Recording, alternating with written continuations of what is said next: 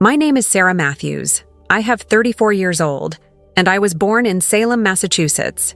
Yes, that city marked by a dark history with witches. Maybe fate was already warning me from the beginning.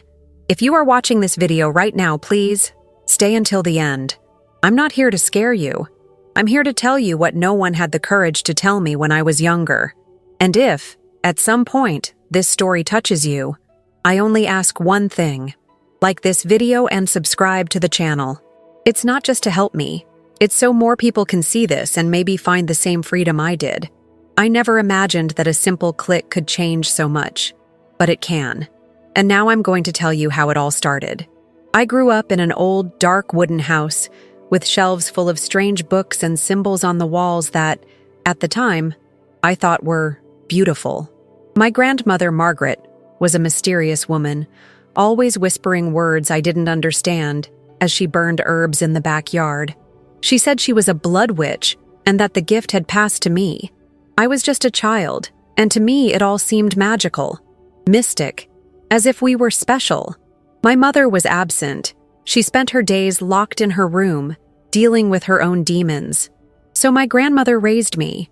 She taught me to draw circles on the ground with salt, to invoke spirit guides, and to never talking about God inside that house. That name curses us, she said, and I believed it. When I was 9 years old, I participated in my first ritual. It was a full moon night, and we gathered in the woods with other women dressed in black around a bonfire. They sang, danced, shouted things in ancient languages, and I was there, in the center of it all, with a candle in my hand and my heart racing. I felt powerful, invisible, loved. But that same night, I had the first nightmare that would repeat itself for years. A figure of light, with eyes like fire, looked at me from afar. Without saying anything, I woke up sweating, shaking, without understanding. Only much later would I discover who he was. When I was a child, I felt different from other children. I saw things. I felt presences. I knew when someone was going to die. And instead of being scared, I thought it was a blessing. My grandmother told me that I was chosen by the ancient spirits, and that one day I would become a priestess even stronger than she was. But none of that would prepare me for what came next. My life, which seemed full of power and mystery, was actually being shaped into an abyss. And it was only when I faced death head-on that I discovered the most shocking truth of all. While other teenagers dreamed of parties, dating, and college, I dreamed of invocations, ancient grimoires, and absolute power over my destiny. I had only 15 years when I was officially initiated into a coven, a secret group of witches that met on the outskirts of Danvers, not far from Salem. It was like a family, or at least that's what I was led to believe.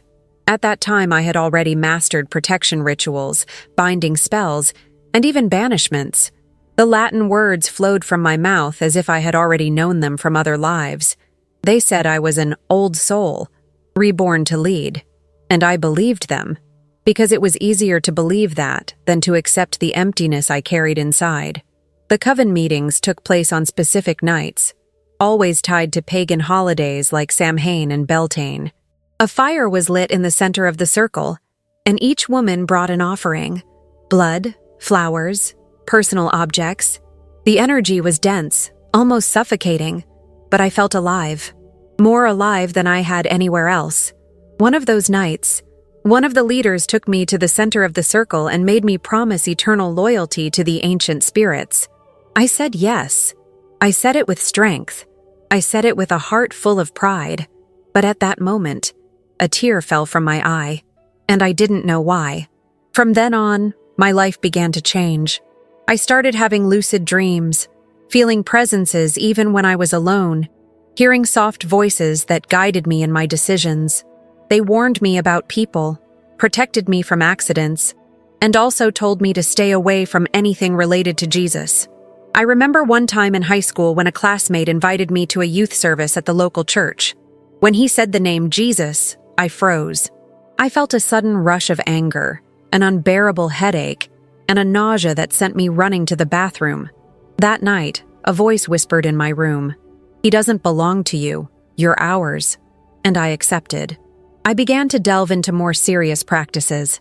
Symbolic sacrifices, pacts with names I couldn't even pronounce properly, and astral projection experiences that took me to places too dark to describe here.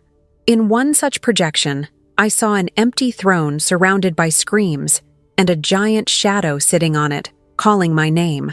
The power was addictive. The sense of control was intoxicating. But each ritual left me colder, further removed from my humanity. I became apathetic, manipulative, and sometimes cruel. And worst of all, I felt proud of it. If someone had asked me back then what I believed in, I would have said, "Whatever works for me." But inside, a part of me was crying, silently, suffering, begging for help that I didn't even know where to look for. Little did I know that the path I had chosen with such certainty was about to destroy me completely. At first, everything seemed under control. I was the mysterious girl in town. People feared me and respected me, and I liked that. My rituals worked. I got what I wanted. I closed doors that threatened me and opened paths where there were none. But it took its toll. It started with small things, constant nightmares. I would wake up in the middle of the night with marks on my body, as if someone had scratched me or squeezed my wrists. One time, I even found a figure standing in the corner of my room, a tall man with completely black eyes. He would just stare. I would scream, but no one would hear. When I turned on the light, he would disappear. Then came the emptiness. No achievement satisfied me. No ritual brought the same strength as before. It was as if I was drying up inside. My eyes lost their sparkle, my laughter disappeared, and even the coven members began to avoid me. They said my energy was unstable. I started suffering from anxiety attacks. At any time, for no reason. A weight on my chest, as if the air in the whole world had decided to suffocate me. I visited therapists, but I never told them about my rituals. How could I? No one would understand. And I was afraid of appearing weak, or worse, of being rescued. The voices that had once guided me began to change in tone. They were no longer soft. Now they screamed. They insulted me. They made me see disturbing images: death, blood, suicides. I began to hear my name being whispered even in public, when no one was around. There was a night when I tried to meditate, as I always did, in front of my black mirror. But instead of finding peace, I saw my own reflection smiling back at me, even without my lips moving. That was the moment when something inside me screamed, "You lost control." But I couldn't stop. It was like a drug. The more afraid I felt, the more I felt I needed to do another ritual, light another candle, offer more strength to the spirits. I was stuck in a cycle, and I could no longer tell where the power ended and my destruction began. I started to isolate myself completely. I stopped responding to messages, leaving the house, trusting people. My only company was ancient books and invisible entities that promised me safety, but kept me chained to fear. And then the breakdown came. I was driving alone down a deserted road in Vermont, trying to escape myself. It was raining heavily. I remember screaming inside the car, "If there is any truth out there, show me now." And then everything went white. Total silence, as if time had stopped. And in that instant, I died. It was a cold autumn afternoon when I decided to run away. The road was wet, the trees swayed in the wind, and my heart seemed to be beating out of rhythm. I was exhausted, tired of voices, tired of shadows, tired of myself. I got in my car and drove aimlessly through the Vermont countryside. The rain was beating down on the windshield, and my headlights were barely able to cut through the fog. I didn't know where I was going. I just knew I had to go. Get away from everything, everyone, myself. Suddenly, a very bright light appeared in the middle of the road. It wasn't a headlight. It wasn't a street light. It was something different, something that made my stomach turn. I tried to swerve, but the steering wheel locked. The car left the road, rolled over twice, and fell down a ravine. Everything went silent. And then came the void. I opened my eyes, but I wasn't inside the car anymore. I was floating above it. I saw my body trapped in the wreckage, blood streaming down my face. I saw firefighters running. I heard sirens in the distance. I saw people shouting my name, but I felt nothing. No pain, no fear, just emptiness. I began to be pulled upward, slowly. First came darkness, but it wasn't the kind of quiet darkness, like closing your eyes to sleep. It was a living, breathing darkness, full of distant whispers and screams. I wanted to run away, but my spiritual body felt trapped, being dragged by an invisible force. It was at that moment that I realized I was dead. The climate around me has changed. It was like a tunnel spinning endlessly. I saw scenes from my life flash by, not just the good times, but also the rituals, the pacts, the lies, the times I chose power over love, the times I ignored the voice of my conscience. Suddenly, a voice cut through everything, firm, deep, full of authority. "She's not yours yet." The darkness trembled, the shadows retreated, and a bright light began to shine in front of me. A light so intense that it seemed to pierce my entire soul. In it was a figure, a man in white robes, eyes like fire, but with a gaze that pierced me with love and pain. It was Jesus. He didn't accuse me. He didn't yell. He didn't point out my mistakes. He just looked at me and said, "I was with you through every tear, even when you rejected me." I fell to my knees, or rather, felt as if it fell, because the body no longer existed there. I started crying in a way I had never cried before. For the first time, I felt what true regret was, not for fear of punishment, but for having ignored the love that was always calling me, even in my rituals, even in my escapes. He then said, "You have something to do. Come back, but tell me what you saw. Show me what I can do with even the most lost soul." Before I could say anything, I was pulled back with a violent force. It was like being sucked into a whirlpool. The light disappeared and the sound returned all at once. Screams, sirens, the clang of metal, human voices. Pain exploded through my body. I opened my eyes in the ambulance. A paramedic exclaimed, "She's back! My God, she's alive!" But I knew it wasn't luck. It was purpose. If you've ever had an inexplicable experience, something out of the ordinary, something that left a mark on you, share it with me in the comments. I'll read it. I want to hear it. Because maybe what you went through also has a greater purpose. I thought it was all over the moment I got back into the ambulance. That glimmer of light was the end of the journey. But I was wrong. What I saw was just the beginning. As my body struggled to survive in the hospital, between machines and tubes, my soul was pulled back, not upward, but downward, low. It was sudden. A fall. A plunge into something I can't describe with human words. The air became thick, toxic. The smell of sulfur, burning, and rot enveloped me. And the sound. My God, the sound. Screams. Thousands. As if every pain in the world had been condensed there. I was in what I can only call inferno. It wasn't a place of flames, like in the movies. It was worse. It was a suffocating void, filled with twisted creatures, shadows with accusing eyes, voices that repeated my failures, my sins, my wrong choices, every lie, every ritual, every time I rejected the truth. They surrounded me. I felt invisible hands pulling me, scratching my spiritual skin. I felt pain, even without a body. And worst of all, I felt shame. A shame so deep that it seemed to tear me apart from the inside. There, everything you hide is exposed. Everything you pretended to be falls apart. One of these entities came close to my face. It had red eyes and a wide, monstrous smile. It said, "You belong to us. You always have. You called us. You gave yourself." I tried to scream, but there was no voice, only thought. And in that moment, my mind screamed the name I had feared most in my entire life.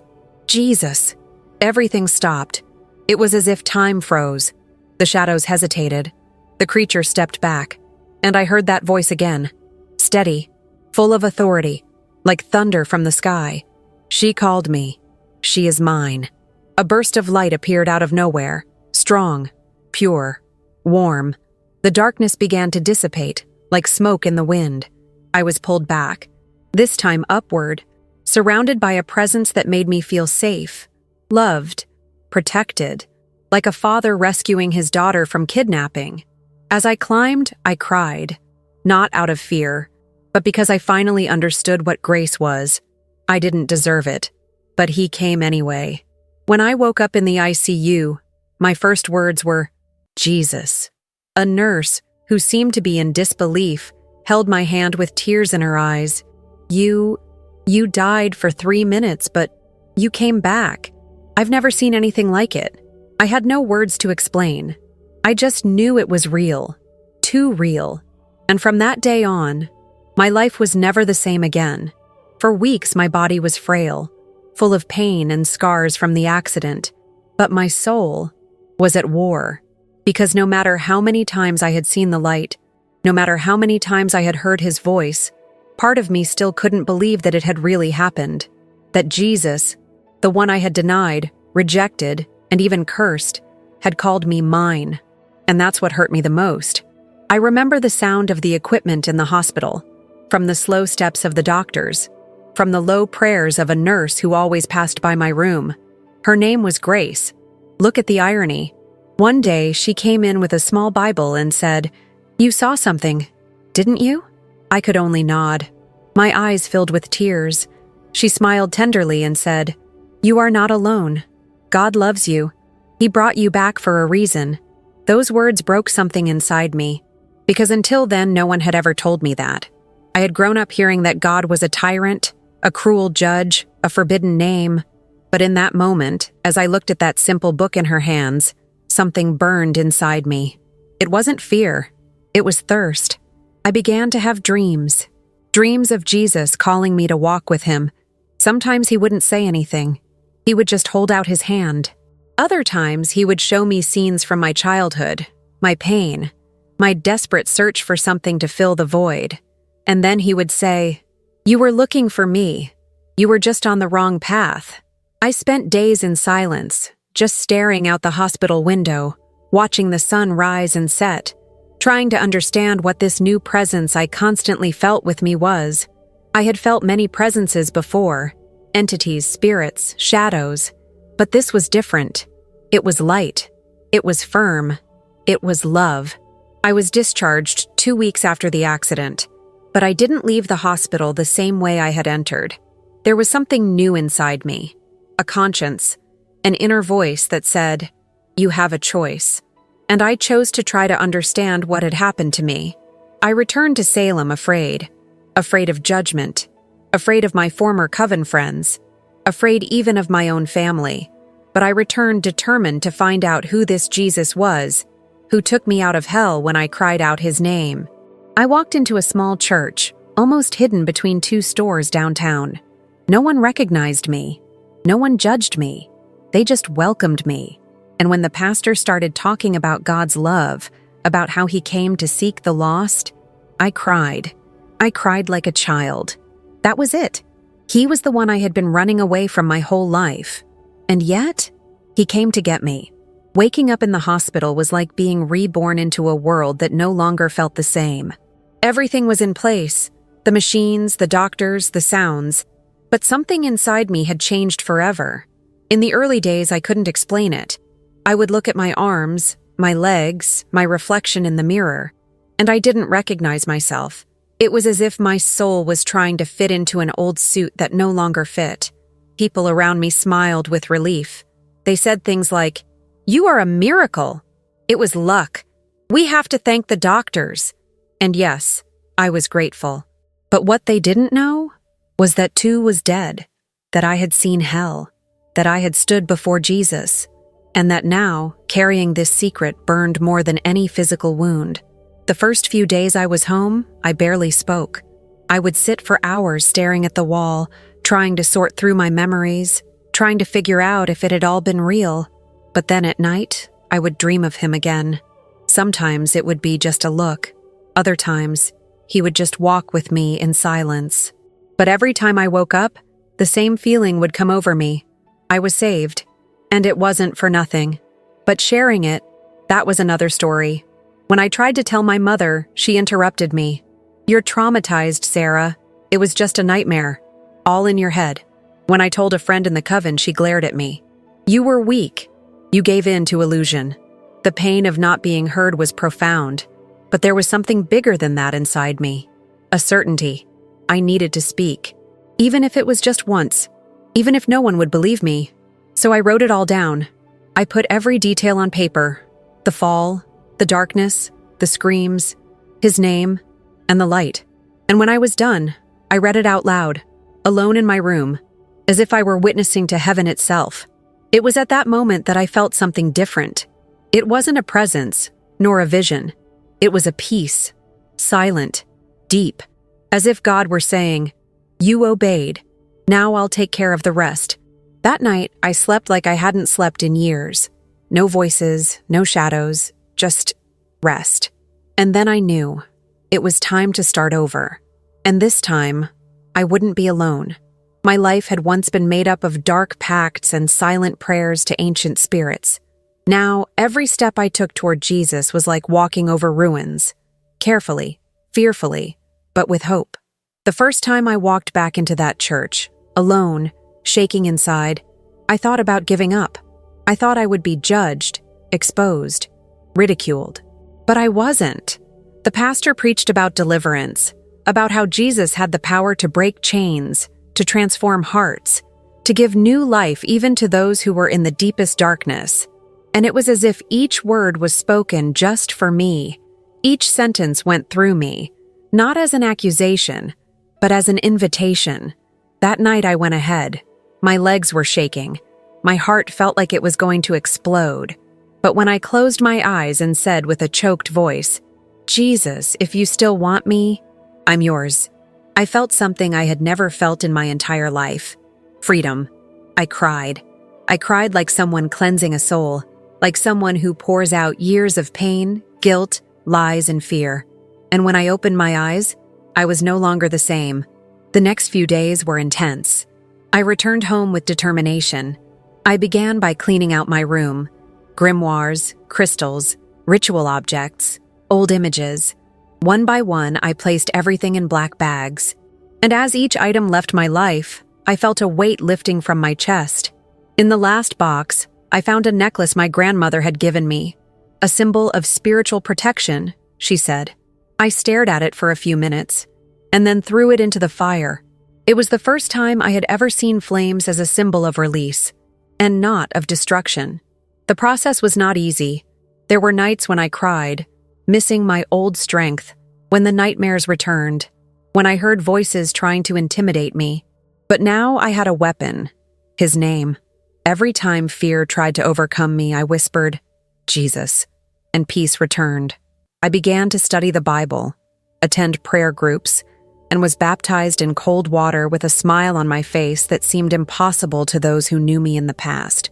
It was like going back to my childhood, but this time guided by the truth. People ask me if I regret my past, and I answer, no, because if I hadn't touched the depths of hell, maybe I would never have understood the depths of heaven. Jesus didn't find me ready.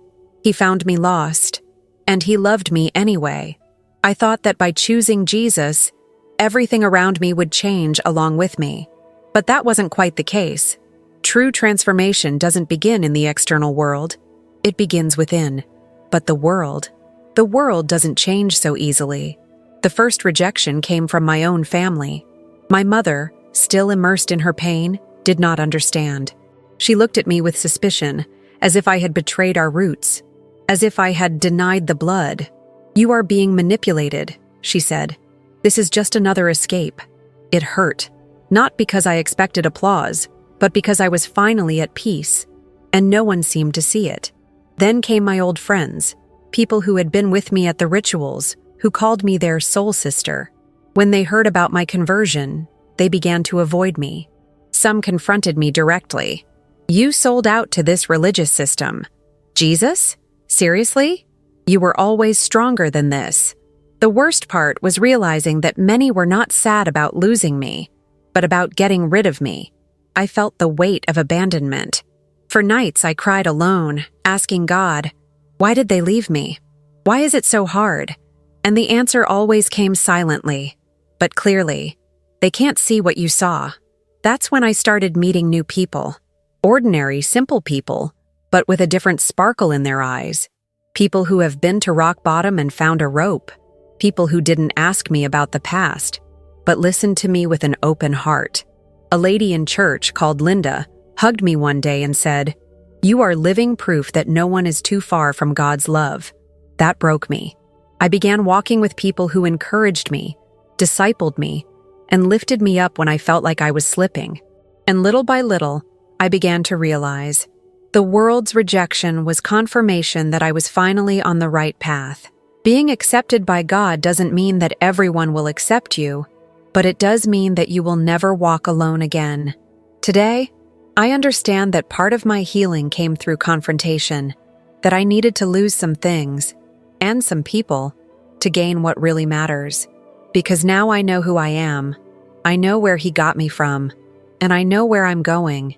I used to be ashamed of my past. For a long time, I thought it disqualified me, that no one would ever listen to me without judging me for everything I've been. But then I realized something powerful. God wastes no pain. Every tear, every mistake, every wound, everything could be used to heal someone. It was with this thought in mind that I made the most difficult and most liberating decision of my life, to tell my story publicly. The first video I recorded was with my phone shaking in my hands. No makeup, no cuts, no production. Just me and my raw, honest, unfiltered testimony. I told about my childhood in Salem, about the rituals, the accident, hell, and the moment when I cried out the name of Jesus and was pulled out of the darkness. I posted with my heart racing. I didn't know what to expect, but deep down I knew somebody needed to hear. Within hours, the video exploded. Thousands of views, hundreds of comments. People I'd never met writing, "I experienced something similar. You just stopped me from doing something stupid." Now I believe. That's when I realized the mission was no longer just mine. I was invited to speak at small churches, at home meetings, and even at support groups for people who had had supernatural experiences. Each time I told my story, I saw the same fear in people's eyes, and the same hope. Many people felt that they were too far gone to be forgiven. Others could not free themselves from the occult, from the spiritual dependence on forces that dominated them. And then I would say, without hesitation, if Jesus came to hell for me, He can reach anyone. This phrase became my mission, my battle cry. I created an online page, started answering messages daily, and recorded more in-depth videos on topics such as deliverance, repentance, and forgiveness. Not as a pastor, not as a saint, but as someone who knows what it's like to live in darkness and come back alive to tell the story. One day, I received a letter from a young woman named Emily in Georgia. She said that she had been involved in occult practices, hearing voices, seeing shadows, and was on the verge of giving in completely, until she saw my video. She ended the letter by saying, "If you made it out, maybe I can too." There, I understood. My life no longer belongs to me. I am an instrument. I am a bridge. I am living proof that even the worst chapters can be used to write a redemptive ending. I never imagined that my pain would become medicine, that my scars, so heavy, would serve as a map for others to find their way back. But that's exactly what happened. My testimony began to spread in ways I could never control. Videos were translated, excerpts were shared. Invitations came from states and even outside the United States. A pastor from Latin America wrote to me saying, "Your video was shown at a retreat. 20 young people left the occult that night." I read it with tears in my eyes, not out of vanity, but out of gratitude, because now I saw the hell I had gone through was not in vain. At conferences, women's gatherings, camps, and even women's prisons, I was called to speak. And in each place, I met someone like me, someone who had touched forces they didn't understand, someone who was bound by invisible chains, someone who wanted to get out, but thought it was too late. And then I told them, not with pride, but with truth. Every ritual, every pact, every lie that they promised me, And I told them the exact moment when everything changed, when I screamed the name of Jesus in the midst of hell, and he came. People began to seek me out, not only to listen, but to ask for help. Young people who wanted to leave obscure spiritual practices, women who had been initiated by family tradition, men who carried guilt that no one saw. Then was born what I now call Haven of Light, an online ministry that connects former practitioners of the occult with spiritual leaders, Christian psychologists, and intercessors. We create support groups, deliverance nights, and inner healing meetings. And the testimonies kept coming. A former tarot reader who destroyed her deck and was baptized the same day. A young man who burned his ancestral grimoire after watching my preaching. A teenager who stopped trying to commit suicide after reading my story on a Christian blog. Each of them was a new flame lit against the darkness. And every time I thought about giving up, about keeping quiet, about hiding from the weight of carrying this mission, God reminded me, what once destroyed you is now what you use to free others. My testimony was not just about me. It was a key that opened locked doors in the souls of others, a light that pointed the way back home. If someone had told me years ago that I would be here today, talking about Jesus, witnessing miracles, I would have laughed, or I would have attacked, because for so long, the mere mention of his name caused me pain, rejection, hatred. But today, that name is my anchor, my healing, my truth. The journey was long, dark, painful, but necessary. I don't tell this story to shock. I tell it to show that it exists. Hope. Because if he reached me, there, in that place of screaming and darkness, he can reach anyone. You are not too far gone. You are not too broken. It doesn't matter what anyone said. It doesn't matter what you did. Jesus didn't come for the perfect. He came for the lost. And he still seeks willing hearts, even if they are fractured. Today, I am free. But more than that, I am transformed. Not by my own efforts, not by human strength, but by grace, by mercy, by the love that found me when I didn't even know I was being sought.